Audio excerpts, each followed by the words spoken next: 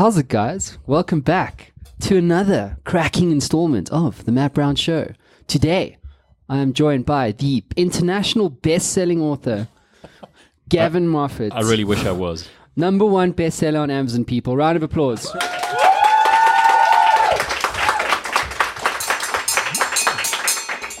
From your mouth to the buyer's ears. Yes, exactly. Well, this is why we're here today, right?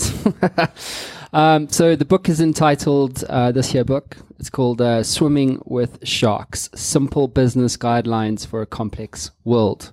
Interesting. Swimming with sharks. Most people wouldn't like that. Why'd you go with that title? It's actually a great analogy, and it's an analogy around two different things. One is obviously sharks in a business context. I mean, that's what the Swimming with Sharks is about. And because the book is simple business guidelines for a complex world, the business aspect worked. And the second part is because I love scuba diving. I love swimming with sharks. And in fact, we've done a bunch of different dives with sharks. So it's something I love doing. And I guess it's also a curiosity thing. So people see the title and they go, what the hell is that about? And hopefully they read the next line, Simple Business Guidelines. They go, oh, and then it intrigues them. But I think that most people don't want to swim with sharks. No, why would you voluntarily want to swim with sharks? I would, though. I would. Have you not yet? No. Actually, It's on my bucket list. Fantastic. Can someone add it on my list? But very good.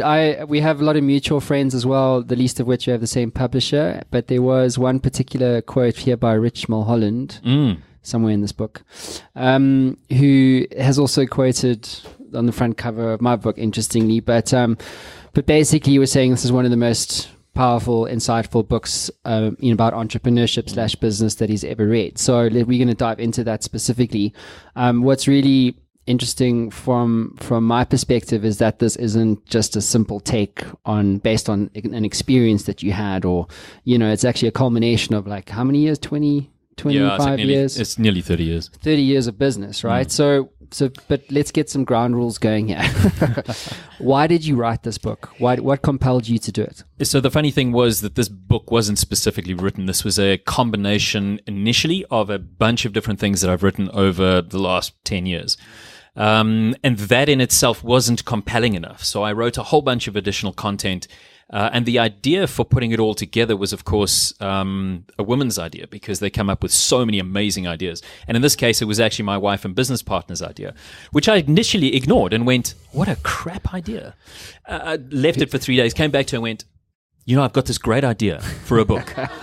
And she also happens to be here. She does happen to be here. So it was initially supposed to just be a compendium of stuff, but it wasn't compelling enough. So what I did was I built a golden thread around an analogy between my love of life, which is scuba diving, and the things that you do around scuba diving, and then combined that with my business experience. And it was never meant to be a ABCs of business. Who cares? There's 1,000 books written about that.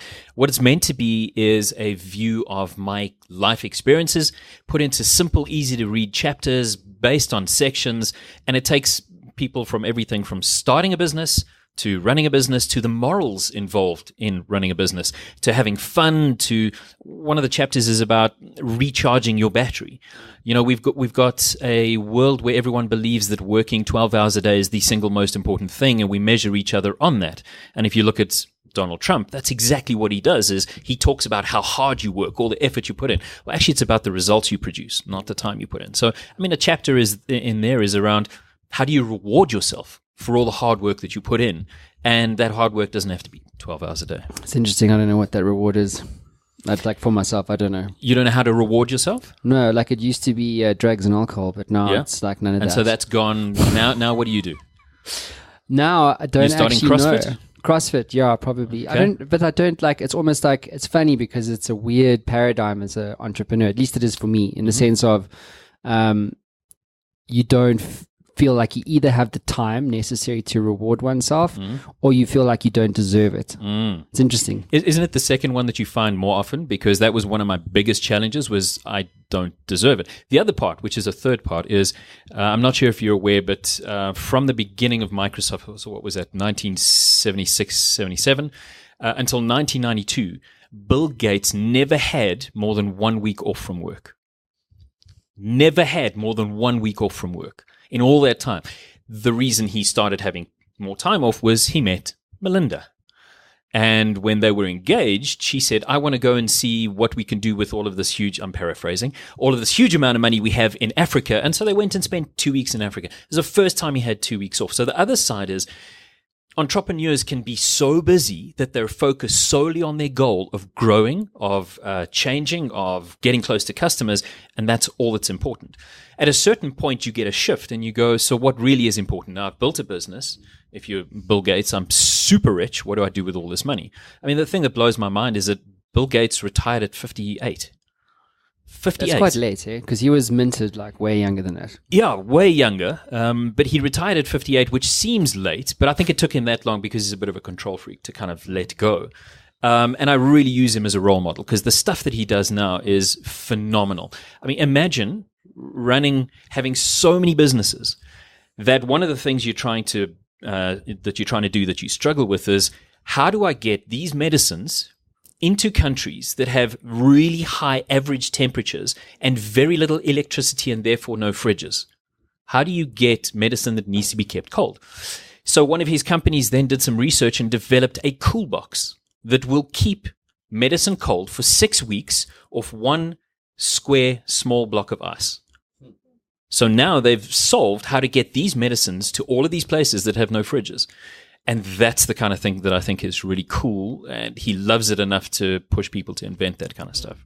Which it raises an interesting question. It's like, why aren't you finding reward every day?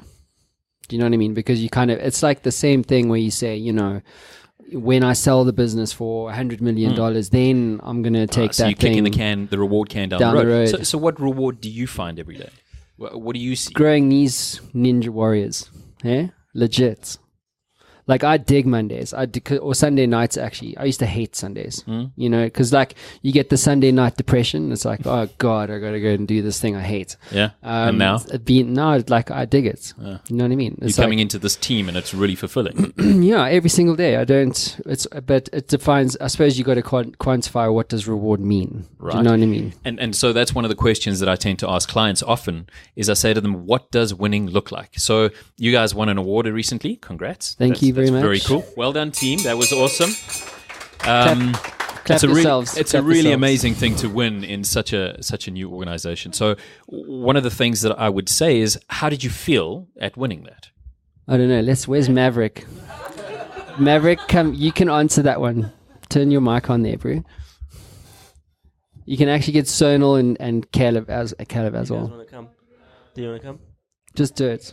Come on, test match. How did you guys feel? Was that like a reward for you? It was.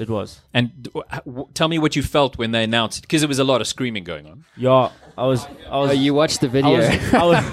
I was drunk, but I imagine a lot of emotions went through it. There was a lot of hard work put into that award. Okay. So I'm sure. Okay. Share your thoughts. Took you an hour, bro. Legitimately, it took you 1 hour. I was like, okay, do it now. Like it was done. Okay, well, apparently I just got up and then I didn't even realize it, but I started crying. She was fantastic. Crying on stage. And the emotion was for what reason? I don't know. I was just super proud of us because I started when it was just Mav and Matt in a cottage to this. Okay. So quite an achievement. Yeah. Because I've seen this place grow quickly. Awesome. Very quickly. Awesome. Cool. Last comment from a conversion specialist. So I wasn't drunk. But, I don't know. It was just seeing all the hard work that you put in come to life, basically. We got up there, we won an award. It felt kind of surreal until we were sitting down and we could actually process it to actually find out what's happening. It is a nice feeling to be recognized for something that we've put time and money into. That's awesome. And that's one of the ways in which people can get a reward. You were talking about, how do I get my rewards? So if that's part of your winning, that's awesome. So one of the questions I ask people is, so if I told you you'd won, what would that look like? What would that feel like? What would have happened in order for you to win? Because otherwise, how the hell do you know when you've won? And that's part of the challenges that people have. Simon Sinek talks about something which is a finite goal and an infinite goal. So the finite goal is a short-term thing, and an infinite goal is like your big, hairy, audacious goal vision thing. And you need to have those finite, small goals in order to have something to achieve in the short term so that you can have that reward and that win for doing the work that you do. Because the work that you do may be hard. It may be long hours. It may take a lot of strain. And so you need to have short-term rewards, whatever that might be. And in some organizations, the reward might be as simple as, I don't know, somebody goes to Furnos and buys everyone samosas. Or milk tart. Milk tart.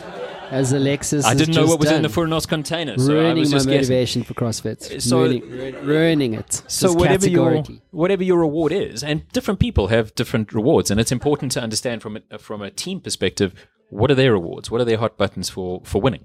And I think a lot of people don't do that. They don't understand what does winning look like. Yeah. What does winning look like for you now? I mean, if you look back 30 years, and we'll dive into what you're doing now with hers and his, and we'll have a chat to your lovely, gorgeous partner there around specifically what you're doing in that space, because I think ethics as a subject is just so relevant today and will be more relevant in the next immediate few years with the exponential technology and stuff. But I mean, what does success look like for you now? I mean, you've spent 30 years in business, you've culminated in this book. What is, flipping the tables here, what does success look like for you now? So the funny thing is it's not about success. So people will have a look at the book and go, wow, you're really successful, you've got a book. It's just a book. The successful for me would be, by the way, if you all bought a copy and it was #1 on New York Times bestseller, that's what success Where would can you look like. buy it again? Everywhere, right? Everywhere. It's Kindle, Amazon, exclusive books everywhere.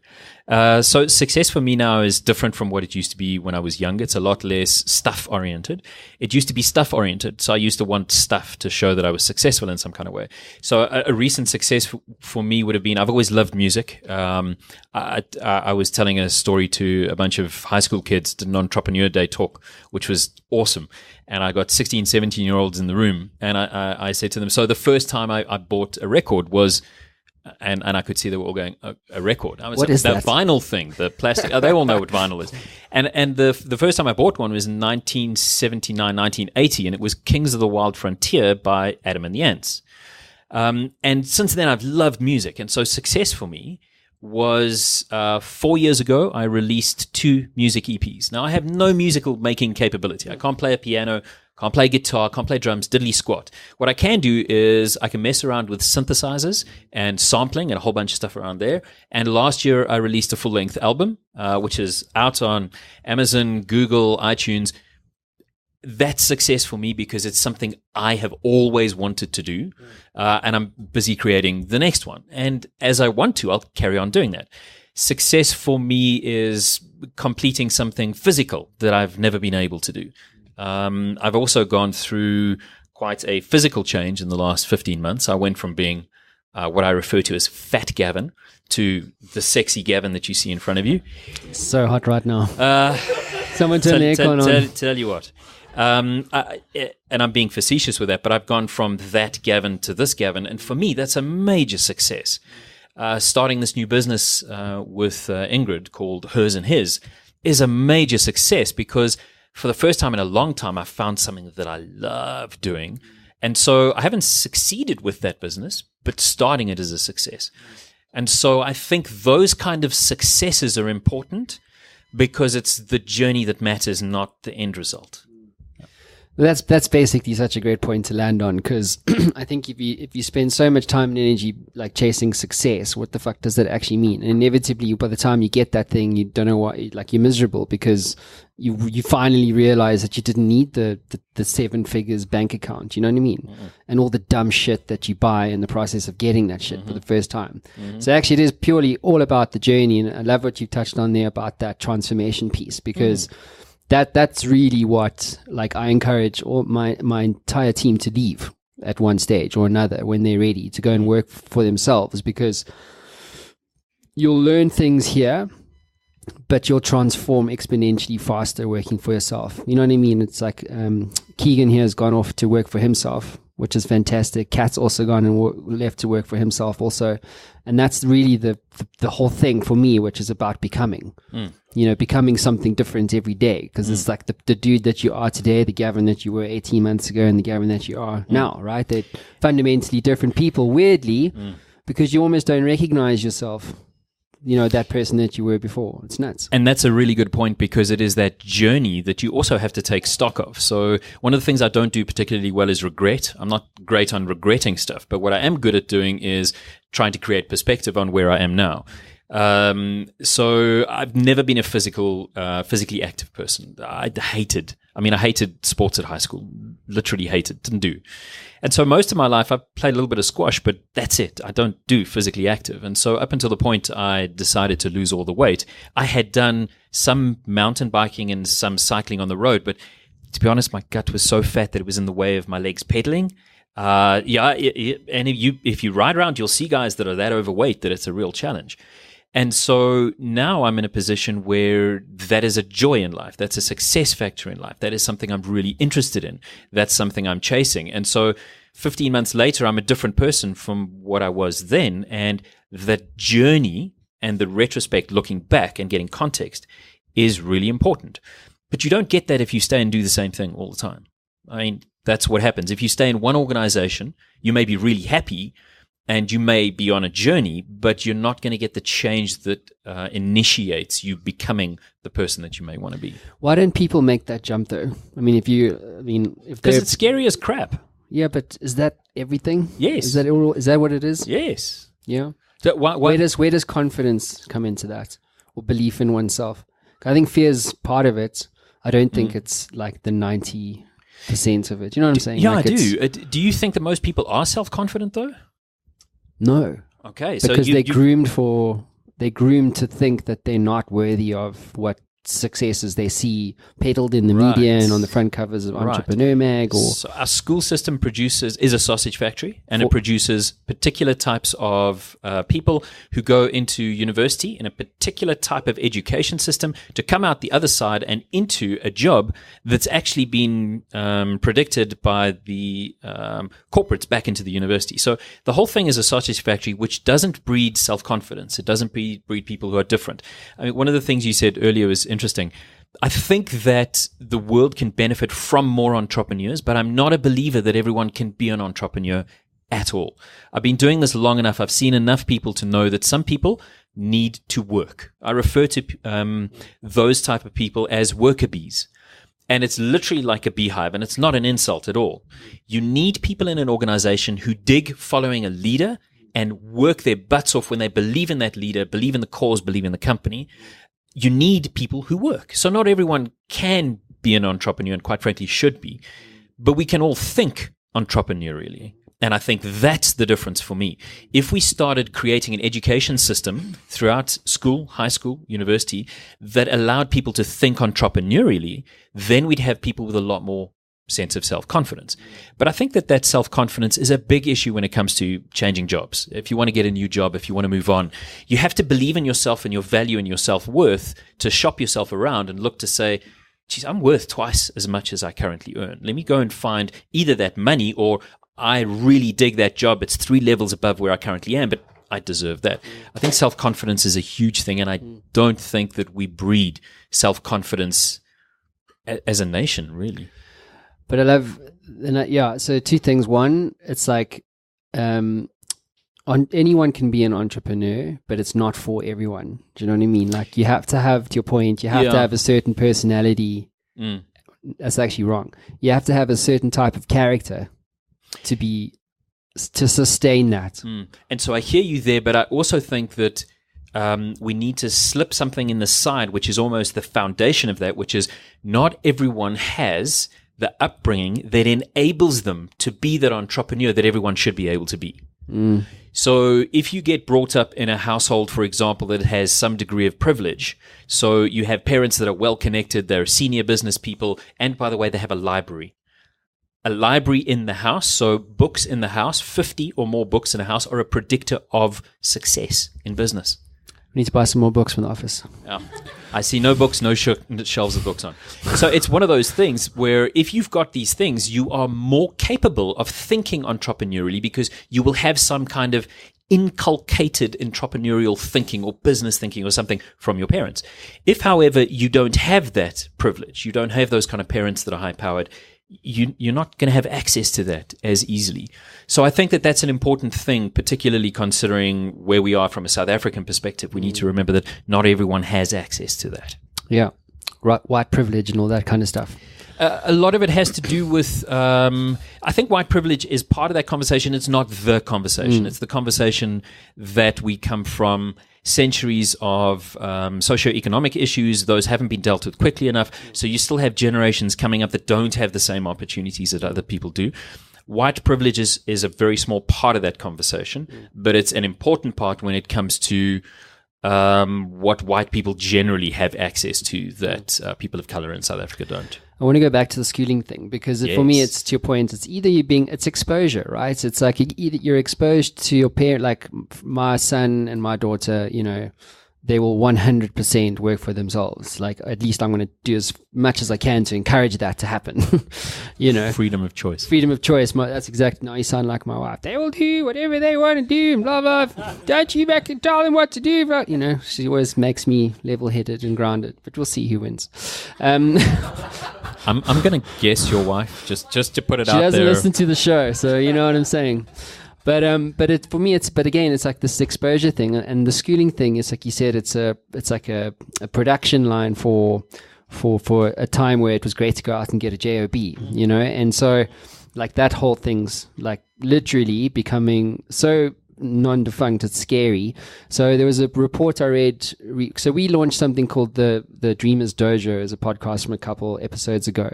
So basically the story based, it was similar to your story where you were speaking to 16-year-olds, 17-year-olds. So it was a school, Grace Trinity, right? So Grace Trinity College here, there was an article in Entrepreneur Mag basically saying, quadrupled the business, niche down, whatever. And they said, please, can you come and speak to our students about who are studying business and, just have a nice chat and see. So you went there, whatever. And it was like, it was just, you start to see actually what they're being groomed for, one, and two, what they're not being exposed to, which is the realities of actually, okay, so you're being groomed to, become a business leader, and whether you're going to corporates or whether you're going to work for yourself, like that whole thing is just, and I'm mainly talking about the people who want to work for themselves, but it's like, they're like business plans, it's like, great. Well, they're theoretical exercises and thinking means shit in the real world, but I spoke a lot about the person, and failure. It's like school, you're taught failure is bad. Like if you don't get an A, you're shit. And then also another thing I love, but what you said is that we're not breeding the youth for being different. No. Do you know what I mean? Like that's the whole thing. And so, have you seen Sir Ken Robinson's TED talk on exactly that? How he talks about how the schooling system breeds creativity out of kids. His talk is amazing. It's one of the top 10 talks. Amazing. All time, You're 100% right. Yeah, it's scary. So this Dreamers Dojo thing is to help provide structured intervention. Yeah, very simply, it's a structured intervention. It's basically delivered over 3 days where we expose kids to exponential relevance as an idea. What does that mean? How do you remain relevant in a world that's going back to the report? I kind of jumped around there, but there's a McKinsey Global Institute report, legit. 1 billion jobs, right, in the next 10 years are going to be automated. Yeah. That's 1/5 of the world's fucking workforce, dude. Gone. Do you know what I mean? And you've got a schooling system that's a production line of irrelevance. Yep. Irrelevance in thinking, irrelevance in skill set. And so no wonder you're sitting, and this is why, going back to other points around entrepreneurs, and I suppose at a state level, the other day I was at the UK High Commissioner's place for dinner with a whole bunch of other people talking about how to spend £2 billion in the ecosystem in tech to help solve this fucking problem, right? Yeah. But it is such a big deal. And what I love about this book is that it's a product of knowledge capital that's unique to you. And equally, I don't have 30 years of business experience, I don't think. How old am I now? No, I don't. You got 10 years of me, but still I'm sitting on knowledge capital also. And so we all do. And so the whole reason for doing it was to encourage other entrepreneurs and business leaders. I don't give a shit how you do it, but do something, because I think you underestimate how needed it is. Yep. Do you know what I mean? I couldn't agree more. So this particular school I went and did the chat at, they had a whole entrepreneurial day with a bunch of parents who owned their own businesses coming in to talk. And the thing I found so interesting was the questions that the kids asked in the Q&A. The Q&A was almost as long as my talk was. And one of the questions that was so interesting was, kid genuinely looks at me and goes, "Do I need to have a university degree to start a business?" And I kind of went, "So I've been speaking for a half an hour. You should know." But my simple answer to him was, "Are you in university now? No. Do you have a degree? No. Are you in high school? Yes. Can you start a business now? Yes." And the room was like, whoa. There's a lot of kids thinking that they have to have a degree. And one of the things I spoke about was the fact that a degree is one of the options. Our society has created the degree as being the be-all and end-all. Now, we have got so many people who, first of all, will not academically be able to hack a degree, but that doesn't mean that they can't be a worker bee and contribute to society in a meaningful, engaging way that rewards them with a great salary. Plumbers, mechanics, ton of people who will still be needed in 10 years' time, and we just don't have enough of those people. And so I think you're 100% right that a lot needs to be moved down the food chain. And it's one of the reasons why I've just offered to a couple of different high schools the same entrepreneur talk that I did. I'm going to go around Gauteng and do it at high schools for free. What's the name of it? And punt it, go. So the actual talk is called Swimming with Sharks, hashtag you can do it. Because that's exactly what it's about. And I'm going to go and talk to a bunch of high schools and try and get kids to understand the real world that they're not seeing. I mean, I look back at my high schooling, and the closest thing that I had to business reality was accounting. Now, accounting has got nothing to do with business. It's only got to do with debits and credits. It's not about business. And I have a look at this school, and not only are they having an entrepreneur day, but their teacher is teaching them about entrepreneurial people using case studies, examples. It's amazing. So some schools are able to do that, but not all schools are.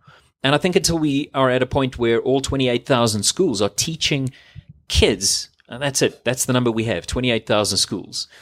And until all those schools are actually teaching kids something from a very young age about how to survive in this world on your own, because you can't be guaranteed of a job anymore, unfortunately.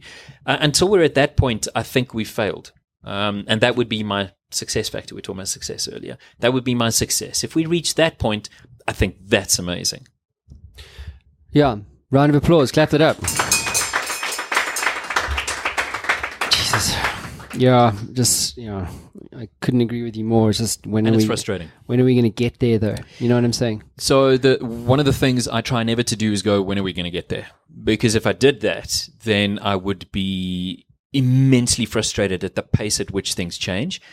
You can do what you can do, and don't stop doing it because you think about the bigger picture. So one of the things that I do a lot of what's termed men's work, and that's basically working on myself as a man to understand how I fit in the context of the world we live in and how to be the best man that I can be. And the reason that I have to do that is because I've been brought up to be a particular type of man, not only by my parents, but by society. And so I don't try and look at that journey as an end result. I look at it as a journey. So I can't be the perfect man. I can just be the best that I am right now. And it's the same. I can't do this to all high schools in the country. So I can only make a limited offer to do 10 high schools in the next 6 months.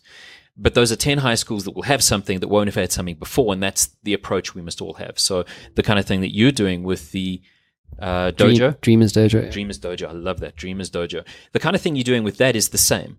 How many can I do in a year? And that's all I can do, but it will make a difference. It will have an impact. And I suppose, it's, what's his name? Eric Kruger talks about accretion. Have you heard of that whole thing? Yes. So it builds up time. It's like what Tony Robbins did. He didn't just So Tony Robbins, he feeds 1 billion people today, but he didn't go, fuck it. You know what, team? We're going to feed 1 billion people this year. And they did it. They did it with 1 million, and then it was 10, and it was 100. And so it exponentially grew from there, which I guess is the point. But I think what's really important for me, at least in the Dreamers Dojo context, that there's legacy left. It's not enough just to go do a talk and leave, because so what? Kids are then they're on Instagram and a minute later, and then they forgot what you said. Do you know what I'm saying? It's about what's the and this, by the way, was a lesson I learned when we started this whole thing. I met with a PR chap who does all the PR for the presidency. And so he said, I was like, yeah, well, Dreamers Dojo, blah, blah. And he's like, yeah, but what is it? what is it exactly? I was like, well, we're going to do I didn't have the answer. And he was like, well, here's the thing. That worked, 20 years ago, but it doesn't work now. And he said, if you want to get any intervention funded, then you need to basically have a very clear structure around what happens on the first day, then the second day, then the third day, what happens after that. And so for us, it's around just the concept currently is this. And so anyone listening or watching right now, if you feel like you have a network and you can get involved, please do get in touch. But essentially, the idea would be on the first day is that you expose these kids to what does exponential relevance mean as an idea, and then exploring technology, right? This is what it means for technology, etc. The second day is basically all about principles, human principles for an exponential time, because I believe you can remain relevant if you have an operating system in your mind that you can apply regardless of what's happening to you. And then as a result of applying these principles, which is what I write in my book, is about, it doesn't matter what's happening outside of you as long as you can control your inner game. That's pretty much the thing. And then the third day is around actually hacking, right? Unique African problems and mobilizing the entire education system of South Africa, getting them to submit teams of 4, must come from a science, maths, engineering, or business studies background. And we give them real world African problems to solve. It's supported with ideally Singularity University and their faculty members, not America. They're faculty members here. So I'm talking to Mick and company. But basically the idea would be then that the winning team is actually funded. Their business product is actually funded so that it can actually go into the real world and scale.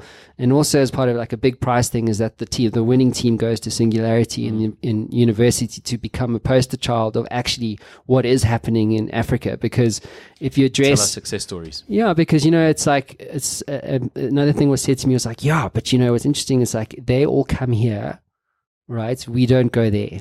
It's the thing. It's like 99% of it, like it's, Africa doesn't have any interesting technology, we must just ignore them. And so that's what pisses me off about the realities, because I know what's going on in the real world down here, and that's the perception thing. It is. And I think that there's 2 interesting challenges that you face when you're doing this. The first is that many of the children will be hearing the things that you're doing over these 3 days for the very first time. They will never have heard of these things, these concepts, these ideas before. And so getting those home is difficult enough as it is over 3 days, because that's like mind blown. The second aspect, which is probably more important than the 3 days, is how do you now follow through on a consistent basis to embed these ideas and these ways of doing things. And running a competition over 3 months, 6 months, whatever it is a great way to do it, because it's the consistency over time that allows people to embed these things, believe them, understand them, inculcate them, and then become an entrepreneur or start to think entrepreneurially. But you're 100%, parachuting in and just doing a 3-day thing and then leaving.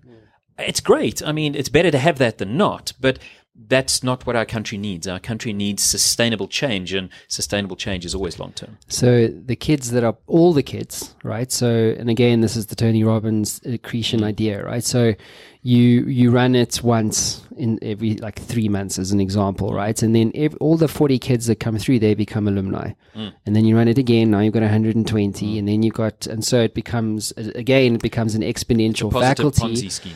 Who start to then push the agenda for you, because it has to be bigger than you. And you do something rather than nothing, absolutely. But whatever it is if you can work out a way strategically, you're a great strategic brain, but if you can work out a way for it to live beyond you, do you know what I'm saying? It's like, that's what makes the difference. So then they can break off and run their own. It's like, do you know what it is? It's what you mentioned TED earlier. It's the TED model, where you start small and then it becomes a thing that's run and self-organizing. That's the idea. And if you can get to that model where it's important enough to people where they totally buy into that and they're prepared to replicate that model for you, that's fantastic. And one of the ways to do it is to do it within the school faculty. So you get the teachers to start replicating that model, taking over that model, doing that kind of thing.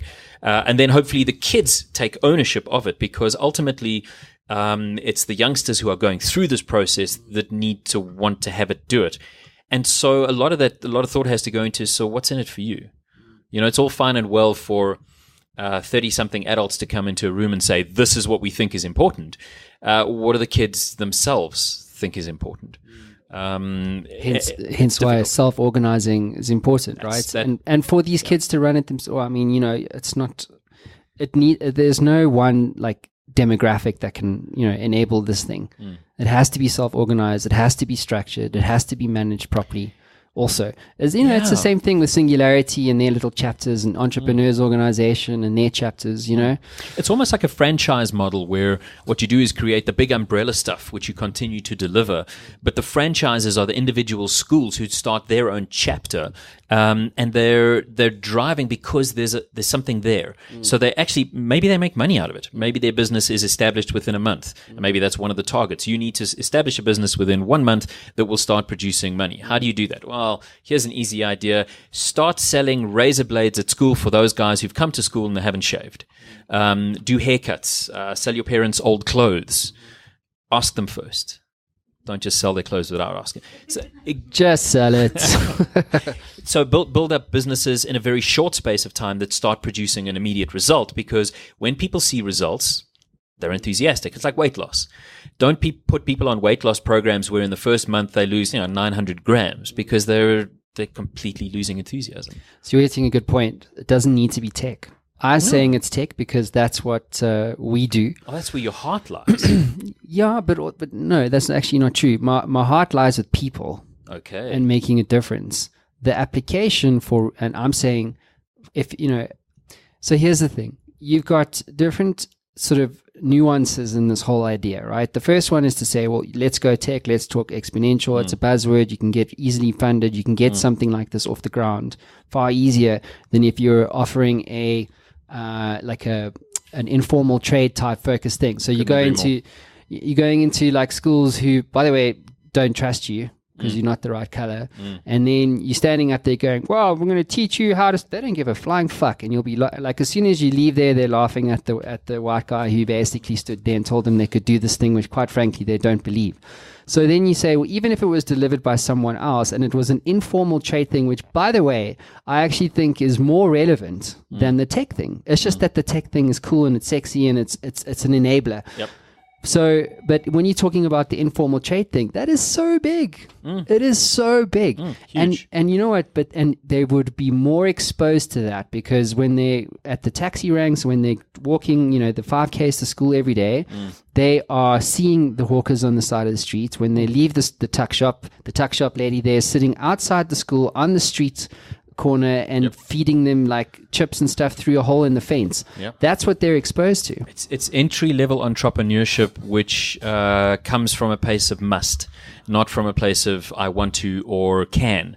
It's I need to be earning money. How am I going to earn that money? And I think that we also, while we do have some of that, South Africa as a country generally, and I mean, we're not homogenous, but as a country generally, we don't have the same kind of entrepreneurial spirit as, say, a Kenya or a Uganda or a Tanzania. There's a much greater entrepreneurial can-do spirit.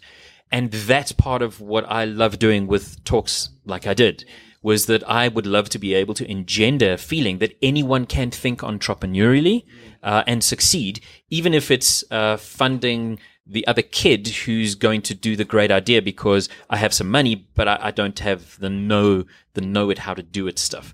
So I think it's also important to teach the kids that this game of life has so many different parts, and you can pick different parts to play at different times in your life, and there is a choice involved in that. So if everyone's saying entrepreneur, don't believe that you just have to be. You can be lots of different things. You don't have to just be one thing. Let's do quote of the day. All right, take us through this one. So it's interesting because that's the expurgated version of the quote, the part that could actually fit on the board. Okay, well, let's put this on the board. Have you got the shot? Yeah, so the actual quote is, regardless of a child's biological parents, its upbringing belongs to the community. And so for me... Deep.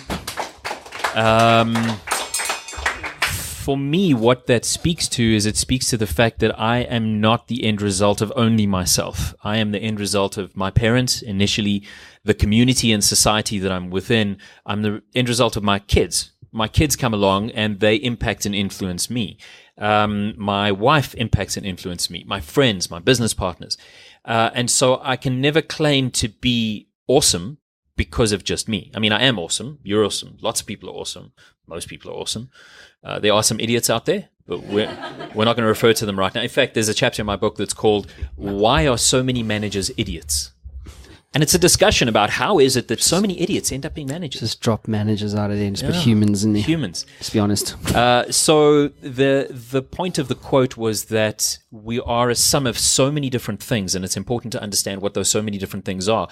And if we want to be better, seek the things that we want input on. So if your community doesn't work for you, the one that you currently have, look for a different one. Look for a better one. Look for one that's going to give you energy. One of the things that I notice is that there are lots of toxic human beings out there, people who are intrinsically negative. So no matter what happens, they will automatically default to the minus side of that conversation. I look away from them. I silence them on my feeds. I don't befriend them. I don't spend time with them. I look for a different community, one that I want to be part of. And so for me, that's both a retrospective quote and a future-looking quote. Look for the people that you want to spend time with, because those are the people that are going to help you be a better human. Yeah, exactly. By the way, that quote talks to what we were just spending a lot of time on, right? Yes. Which was around the self-organizing community. 100%. And so if humans were guided a little bit more and given a little bit more support, I think we could be self-guided communities. I think our challenge is that we're not looked after within the context of our laws sufficiently enough for us to be self-guided. Humans, unfortunately, need a set of laws, and they need those set of laws to be policed. And if they're not policed, people go like nuts. And that's one of the challenges I think we face in this country at the moment, is there's a lot of the nuts things happening because we're not being policed. So we're not able to be a self-governing community because of that. Isn't that like a self-policing community as an idea scares the hell out of me? I'm not sure if it's 100% possible. No, well, I mean, so we're watching, what's that bloody zombie thing? Game of Thrones. No, the zombie Season one. 7. By the way, I'm in Before season 7. 8 comes up. With the walkers, man. What's it called? The Walking Dead. So, so there's this scene, by the way, in this movie, in this season. It's the most graphic, hardcore. It's where they meet Negan, whatever, and he takes that bat and he smashes the ginger in the head, and then he kills the other dude. And it's just like... That's actually when I stopped watching that TV series. But it's... Yeah, well, I mean, my wife, she won't watch it on her own. So anyway, so basically... But I mean, the idea, though, is that she said to me, because she's fucking insightful, my wife, right? So she'll be like... She said, after that scene, she was like, you know what? This whole program, you think it's about the walkers, but it's actually got nothing to do with them. It's got everything to do... They're just part of the, like, there's trees it's a fucking weird thing, but like they're walking around, so what? And you think it's about that, but it's not. The whole thing is actually about human nature. It's just about social constructs. And she said that if there was ever an apocalyptic event, right, like that, it would bring out the worst in humanity, right? Which is essentially a self-policing community of people who will just do whatever they want because there is no police, there is nothing, there's nothing, right? So 100%. So, but that's what scares me about it, is to say, well, self-policing community, like, fuck, under what context would that ever work? And it works under the context of, if there are a set of laws in the country which are being policed, then on top of that layer, people can be more self-policing. So I'll give you an example of what I think self-policing should be. If we have a lot more traffic enforcement going on, then people would automatically self-police and not go through red robots. I don't know if you've noticed now when you drive how many people, as you are driving past them, have got their eyes off the road and on their hand. Yeah, it's crazy. Okay, so we've made a couple of long distance drives recently, and the number of people on the highway doing 120 to 140 passing us on their phones. And if that's not policed, then people won't self-police. So there has to be self-policing within a set of guidelines is, I think, what works. If you naturally expect people to self-police, they don't. One of my favorite things that I refer to when Ingrid and I have these conversations is I always talk about 3 minutes. We're 3 minutes away from being barbarians.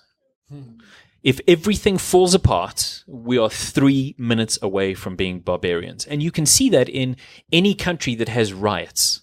As soon as police infrastructure, army infrastructure, security infrastructure disappears, 3 minutes, and people turn into barbarians. So everyone. Yeah, it's nuts. So on the self-policing thing, we were supposed to have a new client meeting on Monday, and then it just didn't pitch, and we couldn't get a hold of him, and I was like, where the hell is this guy? Like, whatever. So then he phoned me in the afternoon, and I was like, hey, what's going on? You know, like, what happened to the meeting this morning? He goes, well, I was on my phone driving, and a cop saw me, confiscated my brand new iPhone, and gave me a 2,000 Rand fine. Yay. So clapping it up. So I said, so what? So I said, cool. Well, I mean, do you want to reschedule or what? He goes, no. Well, look, I mean, I've got a long drive to, you know, wherever he was going. I'll be in the car for the next sort of 3 hours. I was like, cool. Would you like us to phone you? And you know what he said? He was like, no, I've learned my lesson. So he started to self-police the behavior, right? Which is exactly funny story from this week. But the interesting thing about that is how many really expensive cars we see driving around, which they all now come standard with the hands-free kit. And what's the most common sight that you see? If I had a phone, I'd do this. You go take mine. What are people doing? You'll see them driving around like this, one hand on the wheel, and this is next to their face. And they're driving a BM, a Merc, a Range Rover that has a car kit. What part of obeying the laws of the country are you not understanding? And that's part of self-policing. If there's no repercussion for doing something, generally over time, people stop doing it.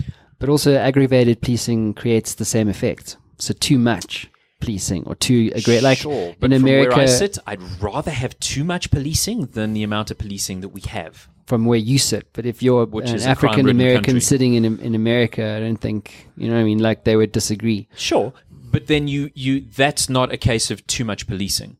That is a completely different conversation, which has to do with race in relation to America and its history. So I don't think that's about too much policing. I think too much policing is an example of, Singapore, where you get fined for spitting on a pavement, or you drop your chewing gum and you get $100 fine. They will lock your ass up if they catch you. And like, you don't want to be like some ex at the Formula One Singapore Grand Prix and he passes you a joint. Like, do not smoke that thing. You will end up in jail. Like, they will, like, as in life in prison. Yeah. So that would be overkill. Watch out that. If we ever get a client in Singapore, we're not sending you there. That would be overkill, and that's the kind of police state you don't want. But until we reach that point, I'm going to encourage more policing because we just don't have enough. We haven't spoken about your book at all. Or very little. And so that's really remiss of me for not bringing all the points back to the book. Hey? So no, not at all. But let's do this. If there was like 3 things or 3 insights, lessons, or stories or anecdotes you want even one that's just really interesting. If you have to, in fact, let's do that. Pick one, because that's going to make you choose the best one. So there isn't actually one, but one of the ones I like discussing the most is there's a chapter about friction, and it's talking about human friction. The idea that people have is that we should all get along with everybody and sing Kumbaya, and that's all great. And if ever there is an argument, it's a problem, it's a challenge, it's an issue. And my attitude towards that is no, friction is fantastic, friction is normal, friction is required, and very required in innovative spaces. And one of the things, so years ago when I was studying, I did a project on stress and stress management. And from that young age, I learned that everyone requires some degree of stress in order to operate optimally. Organizations require some degree of friction to operate optimally. It's how that friction is managed that is the really important part. And so if you've got a homogeneous team of people who are part of a project team and they all think the same, they basically create an echo chamber. They all agree with each other. And so you're not going to get a lot of innovation in that environment. You would rather create a group that isn't full of creatives or full of worker bees or full of A players. You would rather create a group that is not homogeneous, has different types of people with different views so that there is friction. You'd rather teach them how to manage and handle that friction, because that degree of diversity in that group is where you get the best results. And so I refer to diversity, and diversity is a really important part of friction, because diversity is one of the things that leads to greater outcomes. There is so much research out there now that shows you that diversity, and we're not only talking male and female, we're talking about cultural diversity as well. All types of diversity produce better end results for businesses. The businesses who perform in the top quartile of all businesses, let's use the United States as an example, are those that are more diverse and that diversity is better managed. And so for me, that's friction.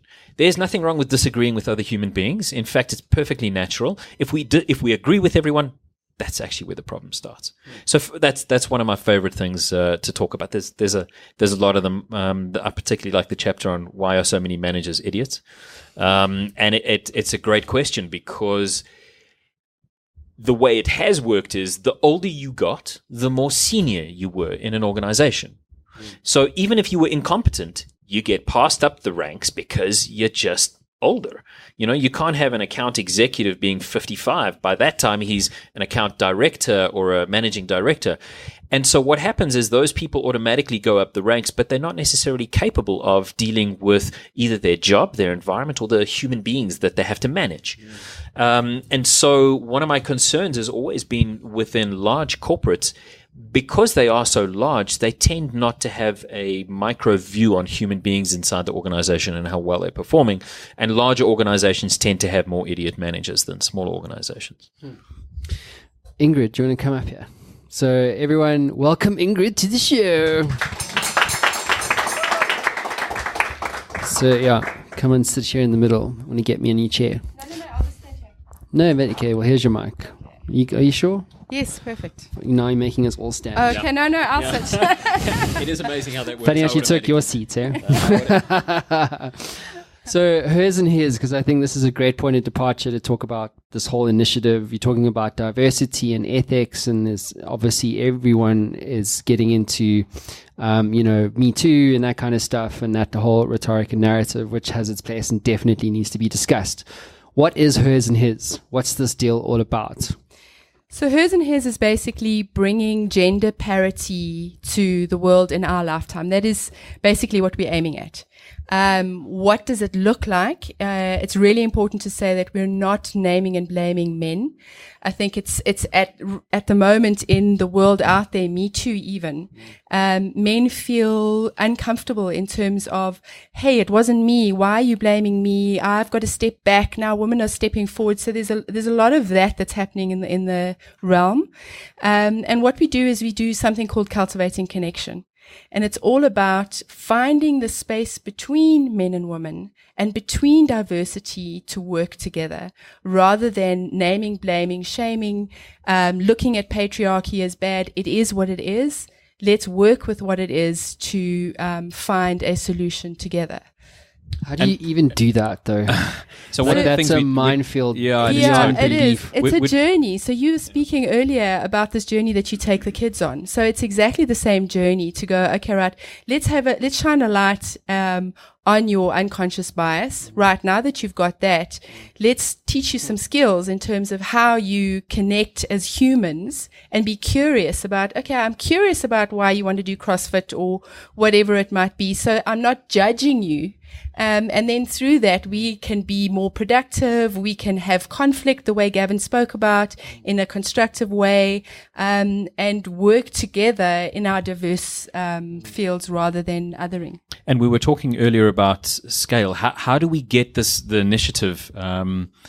How do you get things to scale quicker and to more people? And that's one of the challenges that we have around gender diversity issues, is that there are a lot of organizations out there trying to create gender diversity, but not enough of them big enough that have scale that can make a big impact. And so one of the things that we're working with is, how do we do that? So we target corporates because there's a lot of corporate work to be done here, but we also do some stuff separately from that. So for example, we hold something called a co-gender circle, where we get together with men and women in a room and we work through a whole bunch of stuff to get men and women to understand each other better. Because believe it or not, men and women don't really understand each other that well, because we're brought up in a world now which says, oh, we're all the same. Well, we're not all the same.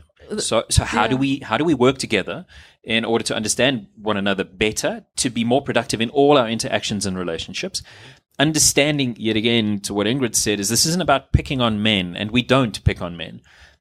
And I have to add the caveat to that the world is a patriarchy. Men are still largely in charge of things. All you have to do is look at the JSE listed companies to understand the number of women on boards of directors is minuscule. The raping and the murdering is predominantly done by men. So men have to take some accountability. And at the same time, I'm not pointing fingers. That's not my gig. My gig is to say, let me understand who I am as a man. Let me understand who you are as a woman, and then how do I work with you so that you're not marginalized in whatever way you may be marginalized? I wanted to tell you something really interesting. In these monthly circles that we do, one of the things that we found was, did you know that men and women apologize differently? And it's only when we actually, Do they really? Yes, and we actually do it for different reasons. So walk us. So when I'm having a tiff with my wife and I go, I'm sorry, how does she? Well, like walk us through the dynamic there. Okay, I'll go. So basically men do it because they know that it needs to be done rather than they're feeling that they they should do it, right? And so you're It's true though. It's 100% true. Women typically, so understand that I'll be talking in generalizations, but this comes from research and our experiences as well. Women actually apologize to be in connection. That is something that we yearn for. And so we apologize differently to men as well. So men will say, I said, I'm sorry. And then we go like, that doesn't work for me. Whereas women will say, I'm really sorry that I made you feel less than. That wasn't my intention. So there's a little tweak in the way that we actually say things. And what we do is we teach the tools of how to apologize properly, where somebody doesn't turn around and say, that your apology doesn't work for me. By way of an example. And that's just one example of We're going to so start many doing ways, that in the office. So when Alexis is like, Matt, I'd just like to apologize. What I really meant was... So what we're going to teach is you how to apologize first, and then they can follow your lead. I don't apologize. Okay. Yeah, but there you go. And so that's the first challenge. And so... And so that's one of the key parts is that we actually celebrate with doing all the hers and his stuff that we do. We celebrate the differences between women and men. Yeah. We're not the same, and it's okay that we're not the same. What I need to do is understand why it is that we're different, so that I can deal with you in a way that's appropriate, instead of just dealing with you like I'm a guy and I deal with everything like I do. I apologized to you recently, Q. See, it was legit, eh? So you did a good job. She almost, and of course, there's no questioning the power parity in this particular relationship at all. But not in that example though. She had the power then. And I gave her that because that's what was, to your point, that I thought it had to be done. It nagged me. Yes. You know what I mean? But I suppose this is the point of departure, right? Exactly. Which is, are you prepared to apologize or not? And if you are, in what way? And what is your intention? Yeah. So that's the other thing that it always comes down to is your intention to actually put them down? I'm really sorry that you felt that way. and you've heard that before. I apologize for you feeling this way. Yeah. Well, that's not really an apology, is it? But often you'll hear people apologize like that. And unless somebody goes, oh, I hear what you're saying. I'm talking that way. I see you. I caused pain for you. That's one of the other parts is when you tell somebody the impact of something that they've done, it's a different level of interaction between human beings. So if you say something which you think is flippant and fun, and it genuinely hurts me, and I say to you, so that you're aware, that actually really hurt me. Realize that wasn't your intention, but I'd prefer it if you didn't, do that joke again. Then there's a different level of interaction between the two of you, and it becomes a little bit more authentic. And that kind of authentic relationship leads people to work better together. Yeah. So what we do is we basically teach skills for the connection, because we know that there's an issue between diverse people. How is it? What we do is hers and his, but what we do is actually teach people how to listen, how to deal with conflict, how to apologize properly, and all those things. And the journey is around embedding that in your life And the beauty about it is, whilst we have it we do it in corporates, it filters back down into people's personal lives. I was going to say, to be clear, this sounds like a couples therapy thing. No, not at all. So I'll give you an Not at example all. of something that we do in the corporate space, which you may think is a bit woo-woo, but it's incredible for giving people empathy.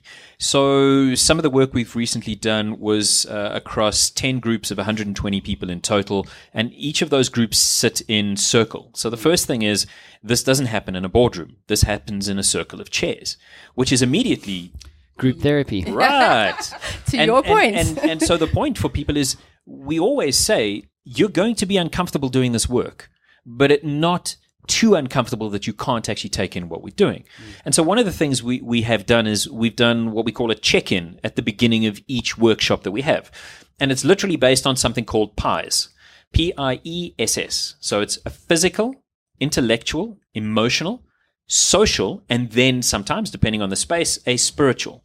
And what that check-in is you sit and you have 30 seconds to do that check-in. So physically, today I feel this. Intellectually, today I feel this. And you use emotional words. And I can tell you that in some of those check-ins, people were checking in to say, my mother has been dying of cancer over the past 6 weeks. This has had this kind of impact on me. So emotionally, I'm feeling incredibly sad. No one in the room knew. That person had kept it completely to themselves.